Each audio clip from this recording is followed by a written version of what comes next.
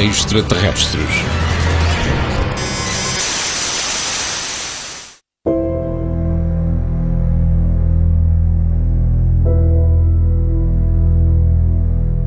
Farei chover durante 40 dias e 40 noites, e arrasarei da face da terra todos os seres vivos que fiz.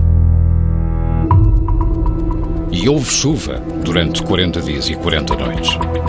E morreram todos os seres que se deslocam sobre a terra, tanto as aves como o gado, as feras, os animais e todos os homens.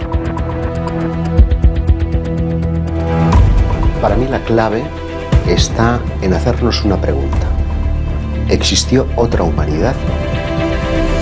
Existía una antigua civilización que desapareció y dejó algo. Falamos de conhecimentos que, de alguma maneira, foram perdidos. Floods, whatever, catastrophes, annihilation, I don't know, but we're going to discover this. We're going to realize that we're much older than we think. We may even discover that there was a different kind of civilization, a civilization that had learned something else that we don't know. Perdeu-se uma sabedoria, um tipo de sabedoria, algo. No tenemos que ser tan cortos de decir porque no se ha encontrado no existe. No, porque no se ha encontrado no podemos todavía afirmar que existe. Una civilización que adquirió un grado de sociedad, de tecnología, muy por encima de lo que la ciencia admite que hubo en el pasado, que desapareció debido a un enorme cataclismo. Eso nos hace pensar en la Atlántida. Atlântida.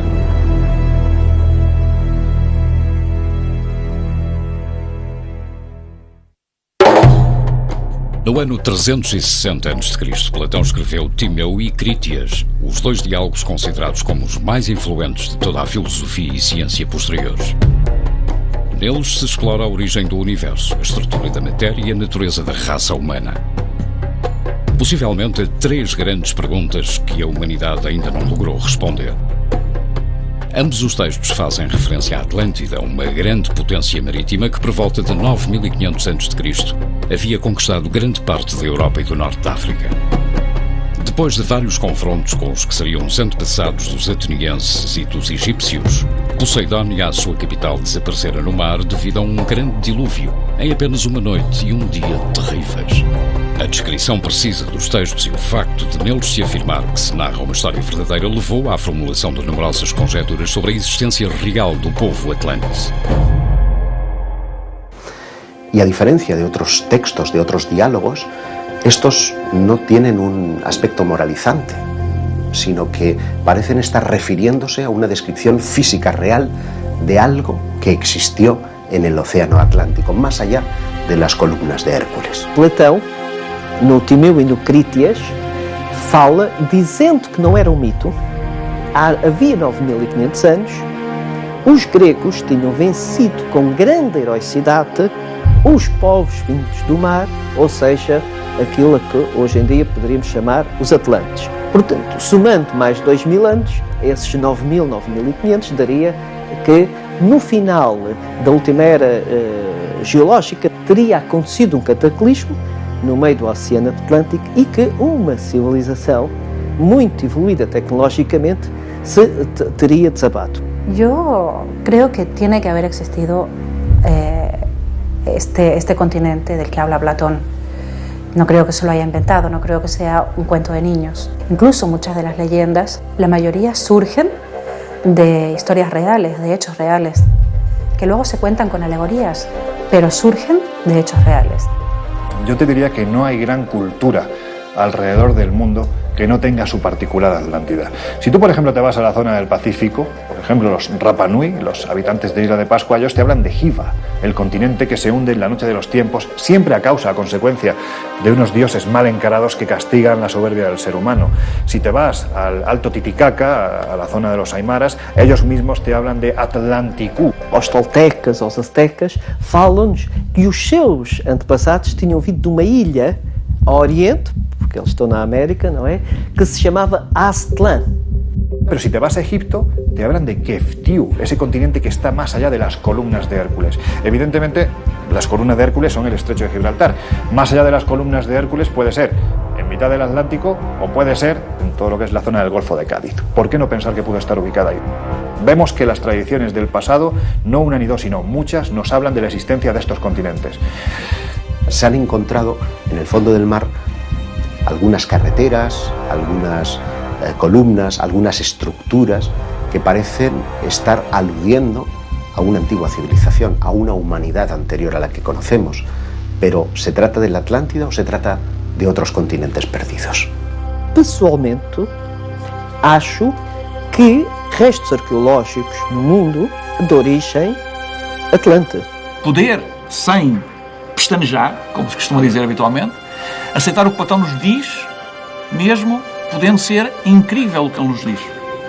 E, se o fizermos, teremos a consciência de que Platão sabia perfeitamente do que falava, tinha uma noção perfeita dos tempos exatos em que as coisas aconteceram e dos seus protagonistas. Todas las culturas que conocemos tienen alguna opinión sobre la Atlántida.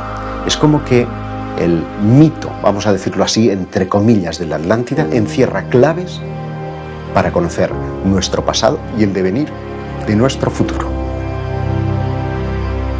Eu sei que 99,5% dos arqueólogos consideram a ideia ridícula. Porém, também se considerou Schliemann ridículo. E Troia existe. Até finais do século XIX, considerávamos que Troia não passava de um mito nascido da enorme imaginação de Homero. Hoje, graças ao empenho e tenacidade do arqueólogo Heinrich Schliemann, Troia é uma realidade. Mas se nos encontramos realmente perante o que parece ser uma civilização perdida entre as águas, onde deveríamos começar as buscas? Platón en ningún momento alude a océano para referirse al lugar donde estaría ubicada la Atlántida, sino que habla específicamente de que estaría más allá del Atlas, lo que hoy conocemos como las columnas de Hércules. Onde é que estaria esse centro da Atlântida? Realmente, nesse mar, existem algumas ilhas submersas, neste momento a cerca de 60 metros de profundidade. E uma delas tem as condições para poder ser identificada como a Ilha Poseidónia, a Ilha Spartel. Para iniciarmos as buscas ao Império Atlante, temos de recuar até ao ano 9500 a.C. Segundo os estudos geográficos realizados pelo professor Gandra, a primeira coisa que encontraríamos seria um mapa da Europa muito diferente do que conhecemos hoje.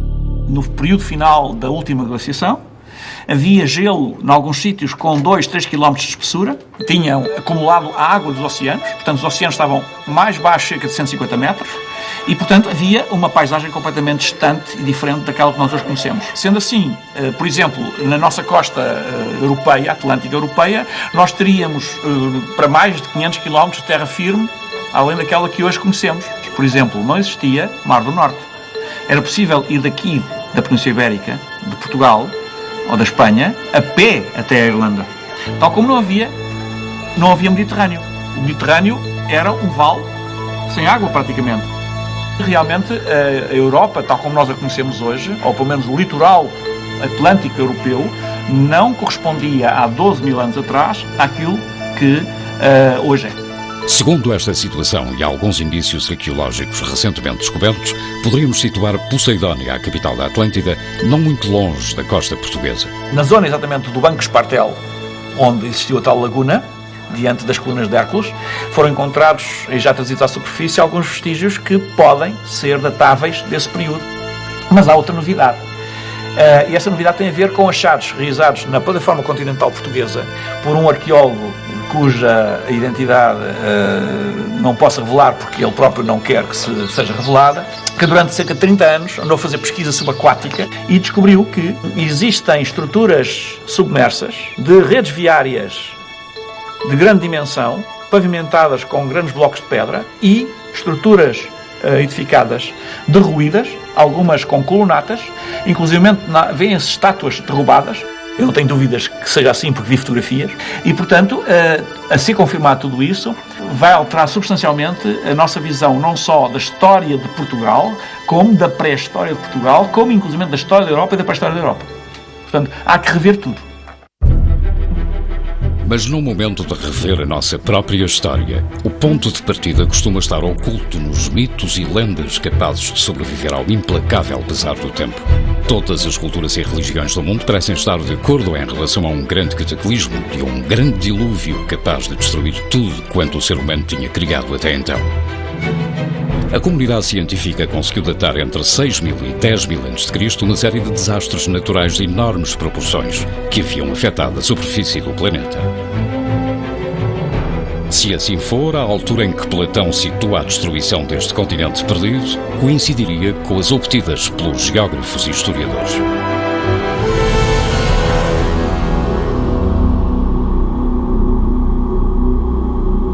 Tanto en el mundo hindú, como en el mundo babilónico, como en el mundo precolombino, como en las epopeyas nórdicas, todos hacen referencia a un diluvio del que, a través de estudios de la geología de ciertos lugares de la Tierra, se puede establecer en torno al 10.000, 10.500 a.C. Este es un hecho geológico admitido por la comunidad científica. Inclusive a própria Bíblia assinala a possibilidade de dilúvio que teria como causa o degelo, a passagem, de facto, de uma época climática bem demarcada e que coincide. Cerca de 10.000 a.C., exatamente pelo tempo em que Platão coloca o episódio, terá havido um cataclismo gerado pela queda de um meteorito. Deveria ter uma dimensão já considerável, devia ser um objeto com uma envergadura superior a 20 km, porque, nesses casos, sabemos que causa danos a nível global. Esse meteorito terá caído mais ou menos na zona do Golfo do México, criou uma cratera que ainda hoje é visível com cerca de 300 km de diâmetro e causou um tsunami que terá chegado aqui à Europa, que, segundo os cálculos possíveis, terá atingido cerca de 500 metros de altura. Um tsunami destas proporções não só teria mudado toda a morfologia e distribuição dos continentes, como, segundo alguns estudos paleontológicos, provocaria uma extinção maciça de espécies e uma diminuição drástica da população humana. Após isso, evidentemente, houve um período de adaptação climática, porque efetivamente houve uma alteração do clima. Reparem, quando o meteorito cai, há uma explosão, aquecimento global, todo o gelo que existia da última glaciação derrete em menos de 24 horas. Portanto, o oceano que estava a menos 150 metros aproximadamente do atual nível, passou a estar a mais 120 do atual nível. Evidentemente, a Atlântida, nesta perspectiva, tal como outros territórios, não afundaram, foram submersos.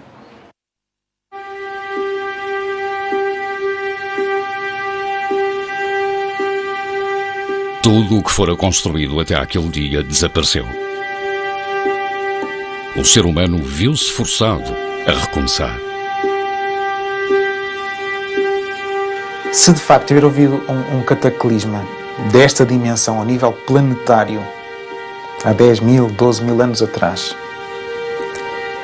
os poucos sobreviventes facilmente esqueceram ou facilmente tiveram dificuldade em transmitir aquilo que estava para trás e com o passar do tempo vai-se esquecendo, não é? Portanto, aquilo que fica de mais marcante é o dilúvio que teve que originar um recomeço e, portanto, o esforço foi tão grande para recomeçar que tudo o que estava para trás foi sendo esquecido. Eu conheço pouco, por exemplo, da história dos meus bisavós y há 50 años atrás. Conozco muy poco. La mayoría de hallazgos que encontramos a un lado y al otro del Atlántico parecen hacer referencia a un tipo de tecnología más avanzado en conocimientos como, por ejemplo, la astronomía, el manejo de la piedra e incluso la metalurgia. ¿Cómo es posible? Pues indiscutiblemente porque hubo un grado de civilización mayor al que admitimos en los pueblos de la antigüedad y que no fue redescubierto hasta milenios más tarde.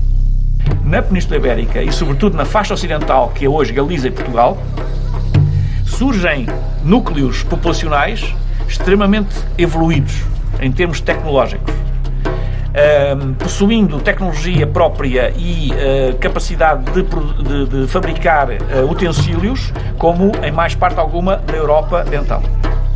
Es de suponer que si tuvo lugar ese diluvio, por rápido que pudiera acontecer, hubo supervivientes. Eu costumo designar por náufragos, os náufragos da Atlântida, porque são realmente náufragos que conseguiram chegar à praia e voltar a construir sobre as ruínas, sobre os restos de uma antiga civilização desaparecida, uma nova civilização com algumas memórias ancestrais e com alguma inovação também. Mas de onde vinham todos esses conhecimentos que os atlantes pareciam possuir? Quem eram eles? Numerosas teorias insistem na possibilidade desta civilização esquecida poder ter tido vários contactos com entidades de outros planetas e que estas terão sido as responsáveis por tal grau de evolução. ¿Será que tal vez alguien, no sé si venido del espacio, si de esa antigua Atlántida, les contó cómo, qué tenían que hacer? No somos la primera, ni la segunda, ni la tercera humanidad. Ha habido diferentes humanidades. Quizás nos estaríamos remontando a lo que se conoce como Edad de Oro. Solo por eso ya merece la pena buscar, porque si tú te manejas en el entorno de los 5 o 6.000 años atrás, lo que te das cuenta es que los pocos vestigios que nos han llegado están hechos o bien a escala de dioses o bien a escala de gigantes. Son estructuras absolutamente sorprendentes, bien sean las pirámides de Egipto, bien sea la gran ciudad de Tiahuanaco, bien sea Pumapunku, bien sea Baalbek. Es decir, es que estamos hablando de construcciones absolutamente descomunales, hechas para lo que ellos las hacían, que era venerar a sus dioses, dioses que, por cierto, en la gran mayoría de las tradiciones siempre venían de arriba, de las estrellas. Eso también es posible, porque de hecho muchos de los enigmas de la humanidad solo se explicarían de esta manera. Por ejemplo, pues, las líneas de Nazca a mí me parecen bastante intrigantes. Creo que las explicaciones o las hipótesis que han sido ofrecidas hasta el momento no son satisfactorias, porque explican un porcentaje muy pequeño de las decenas de miles de figuras y trapecios y flechas y líneas en aquella gran extensión de casi 500 kilómetros cuadrados. Eso fue hecho para algo, con una función unificada. Y eso solo se veía desde el aire. En este sentido, a mí las líneas de Nazca pues es una de los sitios arqueológicos del mundo que me parecen más intrigantes y que todavía no podemos explicar. Alguns na história houve esse contacto com uma civilização, supõe-se, superior. Ou pelo menos a nossa história não será como nos ensinam. Porque não é só pela questão da Atlântida, que poderia eventualmente ter ligação com os textos Vedas, as Vimanas, aquelas descrições de tal maneira pormenorizadas do que seriam as chamadas carruagens voadoras. O Vishnu Purana, nas tradições da Índia, fala, por exemplo, dos Vimanas, ou seja, que os atlantes teriam uma espécie de aviões. Una especie de objetos con capacidad de volar, que serían las naves en las que esos antiguos dioses habrían llegado hasta la Tierra. Há descrições pormenorizadas de um raio com a força destrutiva, não sei quantas bombas. Há a descrição do que poderia ser os efeitos radioativos no pós-explosão da bomba nuclear, em que ele fala de as unhas caíram, tudo ficou envenenado, a pele desfazia-se. Se de facto tiver havido uma explosão nuclear que tenha tudo destruído, os sobreviventes vão ficar com essa marca, mas depois, quer dizer, tudo que está para trás foi esquecido, porque há um recomeçar.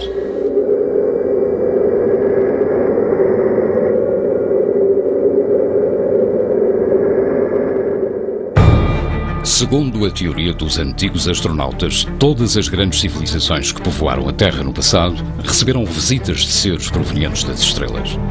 Sempre nos referimos a eles como deuses. Um povo mais desenvolvido do que podemos imaginar poderá ter adquirido esses conhecimentos de instrutores muito parecidos no que hoje chamaríamos de astronautas.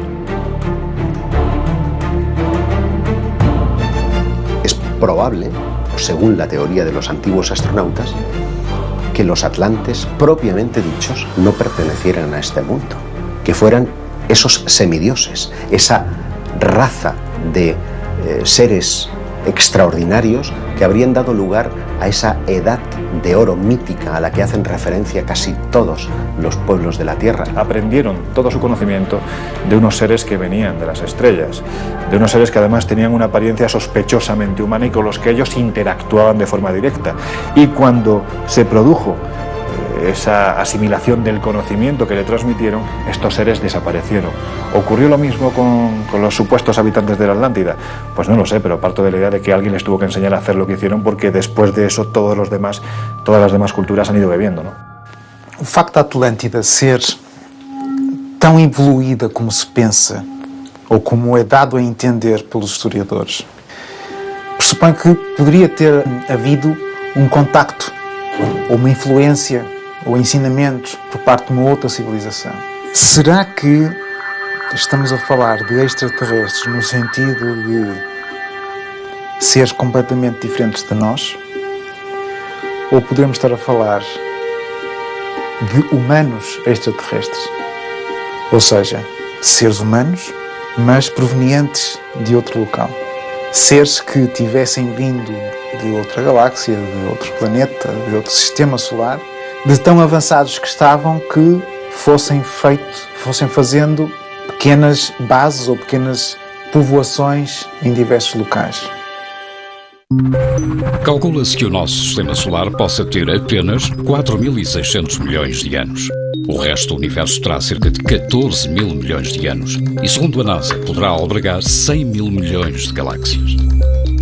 Isto torna o nosso pequeno sistema solar num pedaço do universo realmente jovem e muitíssimo pequeno. Milhares de milhões de anos são medidas quase inabarcáveis pela nossa espécie. Se fomos visitados por inteligências extraterrestres, isso poderá ter ocorrido há 10, 100 ou milhões de anos. Whether there has been visitations here. That is a big question. I must say that in this particular question, we have to be a bit cautious, because it's very important. If there has been, if it is something that has happened, we must be very, very, very sure about it. That if true, will completely change our perception about who we are, what this universe is about, and what is the meaning of life. Si existió otra humanidad, esta no adquirió su desarrollo tecnológico de la noche al día, y tampoco podemos documentar qué es lo que pasó antes de ese diluvio. Han intentado encajar el relato de la Atlántida con esa datación. ¿En base a qué? En base, por ejemplo, a la erosión que presenta la Esfinge de Gizá. La egiptología determina que la Esfinge de la meseta de Gizá es un retrato del rey Kefren. Si Kefren vivió en el 2500 a.C., es evidente, por tanto, que la Esfinge tiene una antigüedad de 5500 años. Pero qué curioso, la Esfinge ha estado por siglos prácticamente tapadas por las arenas del desierto hasta la altura del cuello. De hecho, cuando Napoleón llega hasta allí, se encuentra prácticamente, y lo vemos en las representaciones, solo con la cabeza de la Esfinge. Por lo tanto, ha estado preservada de la erosión del viento. Y sin embargo, cuando en tiempos modernos se excava alrededor y ponen al descubierto el cuerpo de león de la Esfinge, se constatan dos cosas. Primero, que la cabeza es mucho más pequeña que el cuerpo, como que efectivamente se ha esculpido sobre ella el retrato de Kefren. Si se ha reutilizado la Esfinge, ¿por quién? ¿Cuándo? Pero lo que me parece todavía más extraordinario es el estudio del geólogo Robert Schwartz. Estudia la erosión del cuerpo de la Esfinge. Y lo que se encuentra es que esa erosión solamente se puede dar por agua. E só há poucos anos é que os geólogos estiveram a analisar a Esfinge e verificaram que realmente a erosão é marítima. E sendo marítima, a Esfinge tem no mínimo 8.000 anos. The erosion on the blocks appear to be much, much older than the erosion on the pyramids. And the blocks themselves are much larger. They range between 50 tons, and some of them go up to 200 tons. Cuando hubo agua en el desierto, solamente hay una fecha de entrada geológicamente que encaje, el 10.500 a.C. Lo que nos lleva a pensar que lo que conocemos como el diluvio bíblico pudo existir realmente. Y lo porque es más que una pieza que consideramos como característica y propia de la civilización egipcia, pudo ser reutilizada por los egipcios, porque ya estaría allí mucho tiempo atrás. Y si es así, ¿quién la hizo? Una humanidad anterior. Luego existió otra humanidad antes que la que conocemos, con un grado de civilización extraordinario. Uma humanidade anterior à que conhecemos.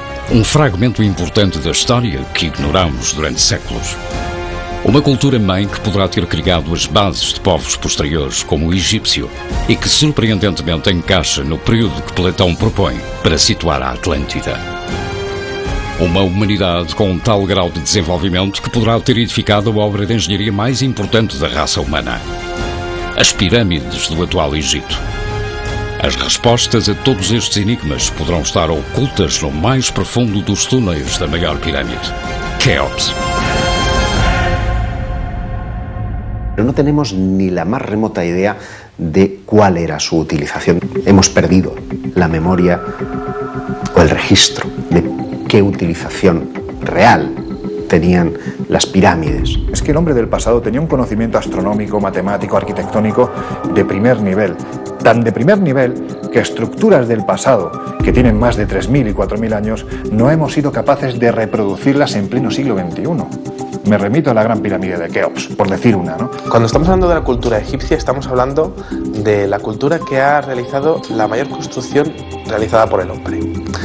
Pero supuestamente realizada por el hombre, porque a día de hoy, en términos de ingeniería, no ha sido igualado en términos de técnica a día de hoy por nuestra sociedad moderna. Parto de la idea de que eso no puede ser casualidad. Eso tiene que haber partido de algún lugar. Y ese lugar hay quien lo llama Atlántida. A menudo ponemos el acento en cómo fueron construidas o de qué manera fueron trasladados los bloques, el reto que todo eso suponía, pero estoy convencido de que no nos hemos hecho las preguntas adecuadas. It's supposed to be a tomb. It's supposed to be a tomb and it's supposed to be something to do with the religious beliefs of the ancient people who built it. It doesn't. When you analyze it on its own, without the interference of archaeologists, without their interpretation, without saying this is a religion, when you remove that and you look at the monument per se, on its own, what you see is what you get. What you see is what you get is astronomy, mathematics and very difficult technology. Para a arqueologia convencional, a equação é simples. Se o imperador Keops governou o Egito no ano 2589 antes da nossa era, e se o seu corpo foi enterrado na grande pirâmide de Gizé, esta teve de ter sido construída na mesma altura como sepulcro do faraó.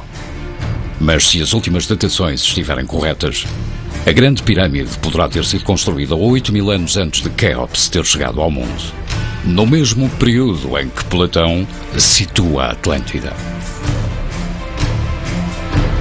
Por lo tanto, no era, aunque pudiera ser utilizada por Keops, no era la tumba de Keops. Era algo que probablemente los egipcios reutilizaron, quién sabe si dejada por una civilización anterior. And there are certain anomalies that require an explanation. And I don't want to go into how big they are and how difficult it is to build them. This has been said many times.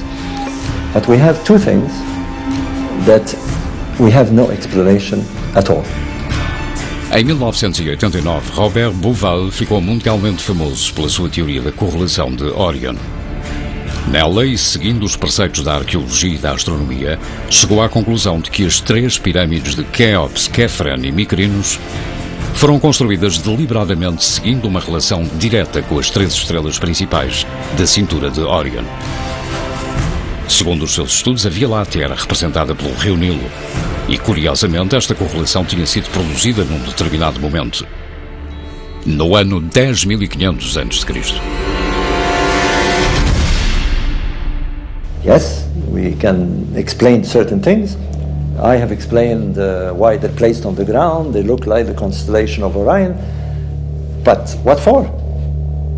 You know, there seems to be some sort of message, and this is very, very important for us to understand, because it's either a message from the past or it's a message from somewhere. I mean, we need to explain it, no matter how uncomfortable we are with it. we need to explain it. ¿Qué quiere decir? Que estaba mirando algo fuera de nuestro entorno para realizar algo aquí, en la Tierra. I say it many times, the Great Pyramid is a huge, giant question mark. It's there and it's annoying to our civilization because we're in the 21st century, we are supposedly extremely advanced, and yet we don't understand this monument. Em 1872, um grupo de arqueólogos ingleses descobriu 2 túneis de ventilação que partiam da Câmara da Rainha até ao interior da pirâmide. A tecnologia usada em finais do século não era suficiente para examinar o interior dessas condutas e a investigação ficou-se por aí. At an incline, very small, about 20 centimeters, rectangle. Os 2 túneis parecem ser semelhantes. Um dirige-se para norte e outro para sul. E ambos são igualmente estreitos. The shafts were not cut into the chamber. They weren't cut. The last block was left uncut. So you couldn't see them. So this in itself is a huge, huge mystery. Why would they build shafts and then not show them? Foi preciso esperar mais de um século até à era da robótica para poder continuar a exploração dos 2 túneis no mesmo ponto em que os arqueólogos ingleses a deixaram. En 1993 se coloca por los llamados túneles de ventilación un pequeño robot provisto de una cámara para explorar qué es lo que había en esos túneles. O robô, concebido pelo engenheiro Rudolf Gantenbrink, seria capaz de deslocar-se nos canais de 20 cm e subir por eles equipado com microcâmaras móveis. Recebeu o nome de Upu-Out, o que abre caminhos na mitologia egípcia. And we came to the big surprise, because at the end of this shaft, 60 meters up the pyramid, there was a door. A small door with 2 metal handles. Huge question. What's behind it? It took another 10 years for the National Geographic to explore the northern shaft, and they found the same thing. Small door with these metal handles. But what's behind it? Why go through this amazing trouble? Very difficult to build these shafts. They're inclined. And what for? Now we know they point to stars. Star systems, but why these doors? And of course, what's behind it?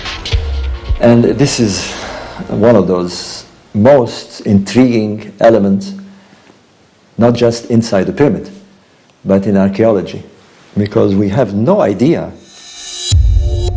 Os túneis conduzem-nos até estas portas e podemos estar a escassos centímetros da prova definitiva da existência da Atlântida. This is why the chamber, possible chamber inside the Great Pyramid is very interesting, because we already found one thing that shouldn't be there. Because on the doors at the end of these shafts are handles that are made of bronze. We know this. Bronze should not be there, I can tell you. The Bronze Age should not have started 1,000 years afterwards. But these are the things that can change our perception completely. Now, if they open this door and they find something which may be insignificant but should not be there, like a piece of plastic, that changes everything. Arquitetos, engenheiros robóticos, filósofos, simbolistas, geólogos. São muitos os cientistas que procuraram decifrar o grande mistério dos túneis de Quéops. Believe me, we had the top guys, and nobody has been able to explain what these doors are about. And that is inside the biggest, most intriguing, most bizarre, most mysterious monument on this planet.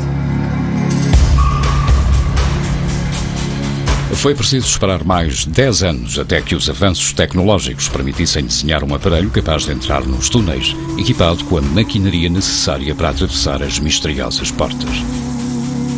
Pode dizer-se que fosse quem planeou esses túneis, o fez criando um quebra-cabeças que só poderia ser resolvido milhares de anos mais tarde.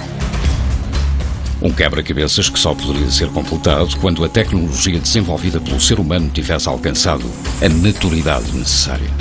Hicieron un boquete más o menos de 1,5 centímetros de diámetro, y se encontraron con otra cámara dentro y un bloque de granito delante.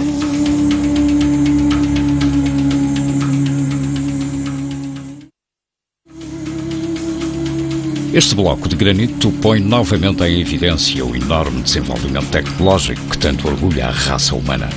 Cada porta que conseguimos abrir nos situa diante de um novo desafio. Por detrás da outra porta, no túnel sul, encontrou-se outra pequena sala, quase idêntica à anterior. Nas suas paredes havia hieróglifos vermelhos que ainda hoje ninguém conseguiu interpretar. Como se a pessoa que um dia desenhou a pirâmide de Quéops, os seus túneis e as suas câmaras secretas, soubesse perfeitamente que a tecnologia humana, inclusive no século XXI, não seria suficiente para conseguir entendê-los. La gran pregunta es cuando hacemos programas de televisión o damos conferencias, etc., la gente se levanta y dice, ¿y cómo levantaron la piedra? ¿Y cómo se construyó? Yo como arquitecto me parece una pregunta lógica y natural, pero no me preocupa eso. Pero lo importante no es cómo se construyó, es quién la imaginó, quién la proyectó y en qué sentido la proyectó, ¿para qué? Esa es la gran pregunta. Alguien lo planeó. Y la prueba de esto, para mí, y repito, solo para mí y algunos amigos, es que hemos encontrado esta puerta que estaba ahí desde que se construyó la pirámide. Nadie la había visto. Y nadie la vio todavía. Ni él, ni yo, ni tú, ni nadie la ha visto. La hemos visto sobre una filmación técnica. El robot es un aparato técnico. Sin este robot no se llegaba ahí. ¿Qué quiere decir? Puede que vayamos encontrando las respuestas, porque a lo mejor el propósito de las pirámides sea en sí mismo un reto para nuestro propio desarrollo, y cuando adquiramos el grado de madurez, el grado de preparación adecuada, vayamos encontrando las respuestas pasito a pasito hasta encontrar el fin último. Esa sería la gran respuesta a los enigmas que rodean las pirámides. Hay ahí una puerta que alguien la puso, es evidente, y la cerraron. Y dentro hay unos grafitis, si quieren llamarlo así, que representan algo. En realidad hay 4 posibilidades nada más. Que los propios egipcios lo hicieran. Entonces es muy fácil que me dicen cómo lo hicieron con toda esta técnica. Esa es una posibilidad, existe. La segunda posibilidad es que heredaron información o técnica y la hicieron basada en esta técnica e información. La tercera posibilidad es que había una civilización antigua y que quería dejar un mensaje, como dijo Roberto Meta. Mensaje universal, no de Egipto. Y la cuarta posibilidad es de ahí, que vienen de fuera. No hay más.